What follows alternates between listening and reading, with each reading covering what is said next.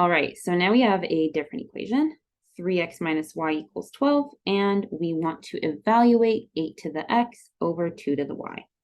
So I'm going to start with that 3x minus y equals 12, and I'm going to use substitution to get one variable in terms of the other. The first thing we want to do is to eliminate how many variables are floating around. We have x and y, so I'm going to try to get that just in terms of x or just in terms of y. So when I look at my equation that's underlined, I see that my y has no operation happening to it. So I'm going to get that y on its own because I think that's easier. So I'm going to start by just adding y to both sides so that I have a positive y. And then I'll get rid of that 12. So we know that 3x minus 12 equals y. So now in my other equation where I see y, I'm going to substitute in 3x minus 12. So we have 8 to the x over 2 to the 3x minus 12. All right, so we now have only x's floating around, which is good, but we still need to evaluate a fraction where we have different bases to exponents. So when we want to evaluate a fraction with exponents floating around, we need to have the same base if we want to use exponent rules. So I'm going to go ahead and rewrite 8 as 2 to the power of 3.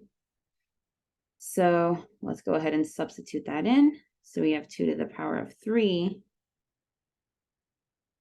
over our original denominator.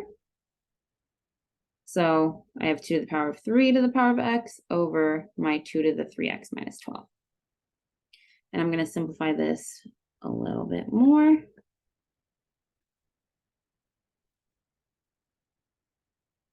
Nice. So now we have the same base. We have a base of 2 for the numerator and denominator of our fraction. So I'm going to go ahead and use my exponent rule that when we have the same base, so 2 to the a over 2 to the b, we're simply going to subtract those exponents with the same base. So this is going to get me 2 to the 3x minus that 3x minus 12. That's all one power. And that's going to be equal to, I'm going to go ahead and distribute that negative.